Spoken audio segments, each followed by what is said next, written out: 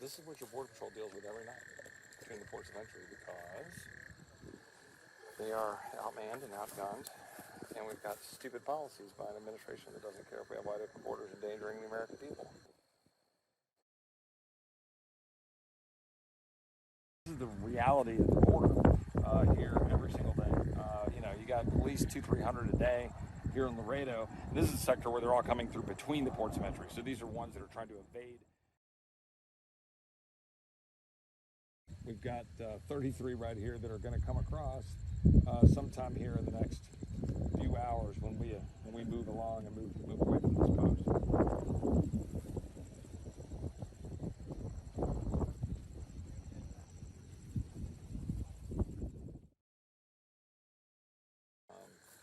This is what your Border Patrol deals with every night between the ports of entry because they are outmanned and outgunned, and we've got stupid policies by an administration that doesn't care if we have wide open borders endangering the American people.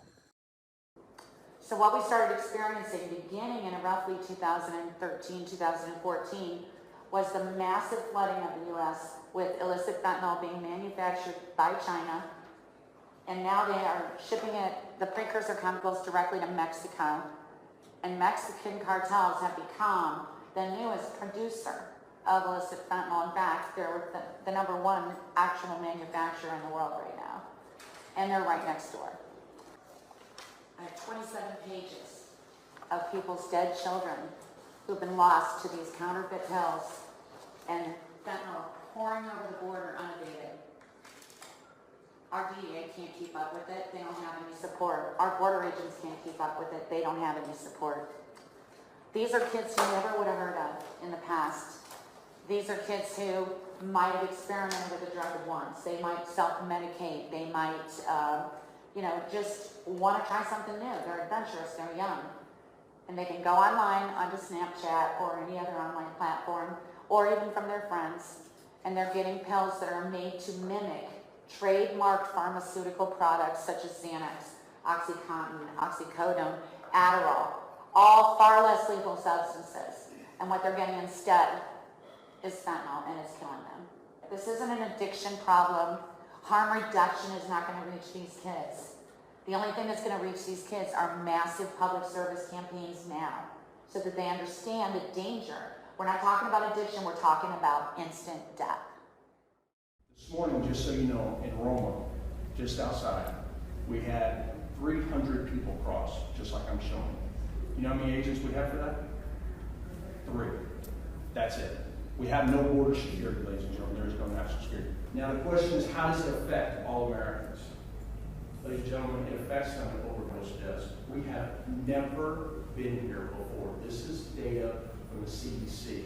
And if you'll notice this arc, what you see here are 2 main impacts. Now, for the older folks in the crowd, you remember the problem we had in the 80s with the crack epidemic. Even then, in the 80s, we were at less than 10,000 overdose deaths a year from crack. Look at where we are today, 93,331 in 2020. What's hardest about this is it's almost the federal government is sanctioning cartel operations within our jurisdiction. And we don't have any support. The policies are constantly changing. That carload of people, we were told at HSI, Homeland Security, would come out and support and bring the people that are being trafficked in and get them processed. We have worked very hard to keep in contact with these victims so that we can make successful prosecutions on these cases.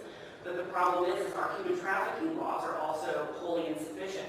For me to prove a human trafficking case, luckily on the drug mule case, I have all the elements I have right there. But for me to make a human trafficking case when we stop them in a route to the stash house, I have to prove the larger operation to be able to prove that that's human trafficking. And we don't have the reason. We are seeing a perfect storm, and we are seeing in Kendall County people fleeing from places like California to come here because it's safer here, because the values that we have here and what we're trying to do and uphold the rule of law. But what Sheriff and I think are seeing is really a perfect storm of sanctuary cities, this defund the police attitude and lack of support and respect for our law enforcement, and allowing operations like the cartel to run unchecked. while we might not think that's a big deal now, the consequences of the lack of taking care of it now are, we are going to wish we could done something. The state of Texas is under siege, and the good people of Laredo are on the front lines of that attack. And the question that I have for the current administration in Washington, while we're on the front lines here in Laredo, where is our leadership? Where is President Biden? Where is Vice President Harris? Where is Secretary Mayorkas? They're not here. We're here. We're here to stand shoulder to shoulder with the people here in Laredo who are dealing with this crisis on a daily basis. Where is the Biden administration? You know, as far as I myself, as a conservative Democrat, that I am elected here in Webb County to serve and to help and to honor and to protect these beautiful people of Laredo and Webb County. And it's amazing how we're going from one particular county, now all of a sudden we're taking on a state crisis and a national crisis. I don't think it's fair. I don't believe we have the resources. We're asking President Biden, help us, help you. And this is not just a border crisis. This is a national crisis that needs attention and needs it now. Needs it now. It saddens me that I go to an airport and I hear over and over and over again that the federal government, please wear your mask over your nose and mouth at all time because your security, your safety is our highest priority. I'm going to end with this. Prove it to us.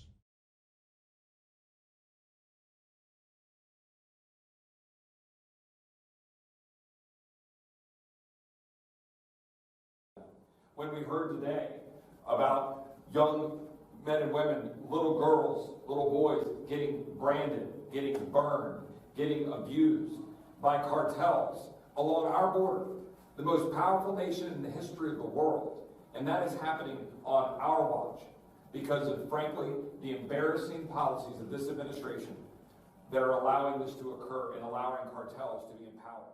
The reality is perfect storm for trafficking, forcing being into the organized crime. This situation puts migrants in vulnerable positions, and as they become more desperate to meet their basic needs. This little boy that you see now in the picture, he came from Honduras, and he was rescued from one of these camps because there was a report that he was sexual assault.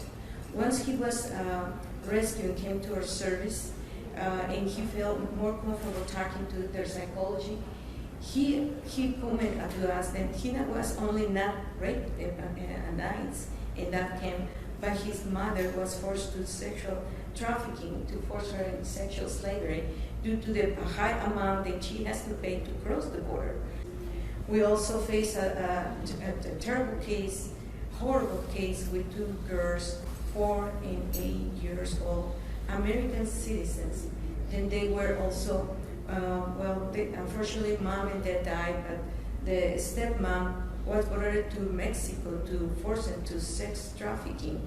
Only 4 and 8-year-old.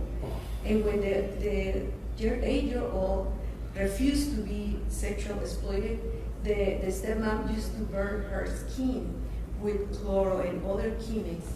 This girl was so hurt in her legs that she was not able to walk anymore. She was able to run away due to the stepmom found asleep in one of the hotels. The girl used her wheelchair to run away, put her little sister, 4-year-old sister on her lap, and run to the street and look for help.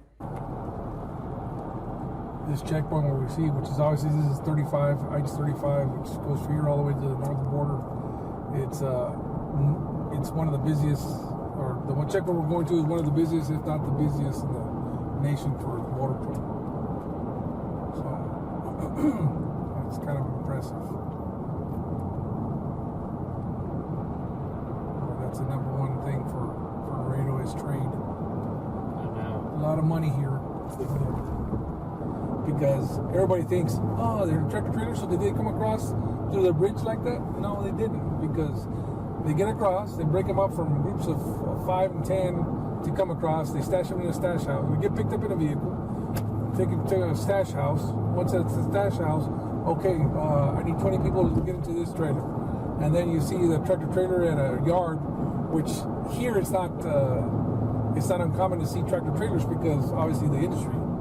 So here you'll see a tractor trailer, boom, boom, boom, boom, four cars or 8 to 10 cars, drop off people, okay, load them up, boom, conceal it, okay, let's go, let's move it out. You know, trying to, in a matter of minutes. You always see those stories of people inside fruit and inside. Well, I mean, inside the fruit, inside some of the seats and under the floorboards. We've had like a flatbed trailer that has a false bed, so it's like a compartment where it's just enough where you can be lying down, and then they place another floorboard on top of you. So it's, I mean, you're literally impossible. Let's say you have an attack or something like that on your house. By the time they get you out, because they load it with other commodity on top, I mean, it's crazy, you know. It just, in hay bales and you see all the marijuana, some of the fentanyl, a lot of ways. It just, if you can imagine it, it's happening. And meanwhile, we got people who are scared to have their kids go out on a horse on a ranch in Texas. Think about that. They have to send their kids out armed. I mean, that's Texas, so that's fine. That part's fine. But they shouldn't have to. Constantly, on a daily basis almost, I have people calling me or coming to my house or stopping me in town and telling me their stories. Things like cutting fences, running over gates, running over cattle, allowing their cattle to get out on the highway and get hit. And that's a huge financial burden on many of these ranchers. All of this that's going on now is, I've been here my whole life, I've never seen anything like this. Even back in the 80s when they had the amnesty, it was, you know, a tremendous amount of people come across, and this is 100 times worse. It's just, you know, just terrible. So what kind of stuff have you seen at your ranch? Mostly cut fences, trash, you know, just stuff like that.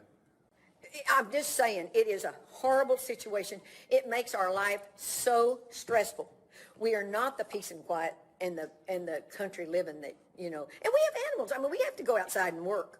You know, that's like our office is our ranch. Then our son is in Kinney County, and they're climbing over those fences, cutting those fences.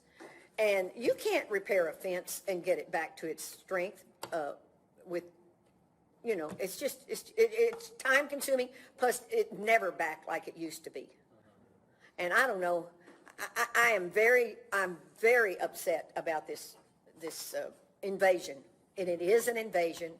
You know, it's terrible. These are not people that are coming here and saying, hey, I want to be an American, I want to work, I want to make a life better for myself. They're coming here and taking what we have, what people have worked so hard for. And they have no regard for anybody. They have no respect for private property. And it's just getting worse and worse. Somebody needs to do something about it. It's like the Afghanistan stuff, right? You're just looking around going, this stuff is just literally batshit crazy. It's upside down. And you know, something's got to break, and it's not going to break under our normal way of doing things. It's not. It's not going to break by giving another press conference or giving another speech. At the end of the day, the most important thing we can do is, and someone mentioned it earlier, change policy. I think it might have been you. We need policies that actually secure the border of the United States. Nothing short of that is going to actually solve the problem here. That's the reality. You know, the fact is, Texans need to just start being Texans. Say no. Stop this crap.